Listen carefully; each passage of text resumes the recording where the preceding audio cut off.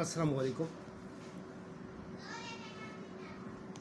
मैं हूं आपका दोस्त, आपका होस्ट सफदर अली हैदरी, और आप मेरा यूट्यूब चैनल देख रहे हैं नाकाबिल इशाअत।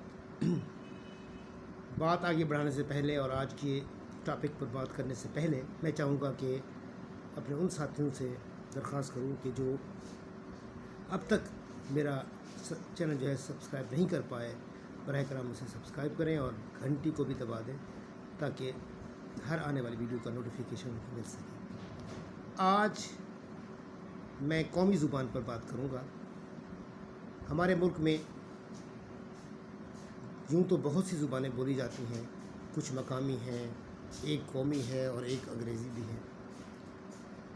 पंजाबी है, सराइकी है, पश्तो है, बरावी है, सिंधी है, ये सारी हमारी ज़ुबानें हैं।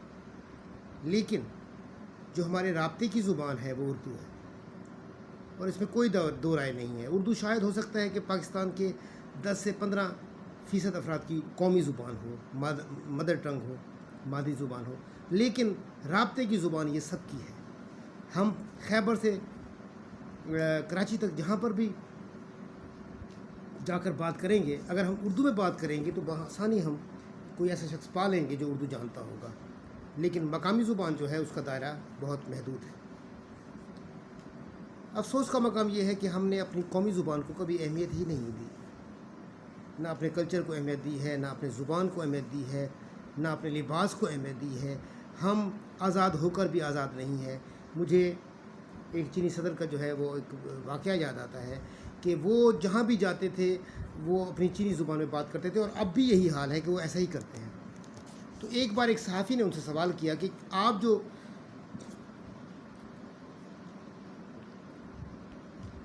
चीनी ज़ुबान में बात करते हैं, क्या आपको इंग्लिश नहीं आती? तो उन्होंने बर्जस्ता कहा था, आती है, आपसे अच्छी बोल लेता हूँ, तो फिर बोलते क्यों नहीं हैं? तो उन्होंने कहा था कि मैं दुनिया को ये बताना चाहता हूँ कि हम गूंगे नहीं हैं, हमारी अपनी ज़ुबान है। अफसोस का मकाम यह है कि हमने उर्दू को कभी भी लागू करने की कोशिश नहीं की। डॉक्टर बनना हो तो अंग्रेज़ी, साइंस पढ़नी हो तो इंग्लिश, इंजीनियर बनना हो तो अंग्रेज़ी, हत्ता कि CSS के इम्तहानात जिसका कोई ताल्लुक़ अंग्रेज़ी से नहीं है वो भी इंग्लिश में होते हैं। चाहे किसी भी सब्जेक्ट में आप करना चाहें, आपकी इंग्लिश मस्ट होगी इसमें। क्यों होगी इंग्लिश मस्ट? बहुत से ऐसे ममालिक हैं जहाँ अंग्रेज़ी अगर बोली जाए तो वो आपको हक़ारत की नज़र देखते हैं। फ्रेंच है, देखें, मुझे आप दुनिया की किसी एक कौम का नाम बता दें जिसने किसी और ज़ुबान में तरक्की की हो या किसी और ज़ुबान को इस्तेमाल करके वो तरक्की याफ्ता बनी हो। दुनिया की हर कौम अपनी ज़ुबान से मोहब्बत करके आगे बढ़ी है। चाइना हो, जर्मन हो, फ्रेंच हो, सब ने अपनी ज़ुबान को, हत्ता कि आप ये देखें, इसराइल दुनिया के शायद छोटे मुल्कों में से एक होगा, उन्होंने अपनी मुर्दा ज़ुबान को ज़िंदा किया, इब्रानी को, ताकि राब्ते की ज़ुबान। वो अंग्रेज़ी नहीं कर सकते थे, उन्हें आती भी है, लेकिन उन्होंने अपनाइयत के लिए कि इस तरह की हमारी अपनी चीज़ हो, हम खुद भी कुछ रखते हों, तो उन्होंने अपनी अबरानी ज़ुबान को फ़रोग़ दिया।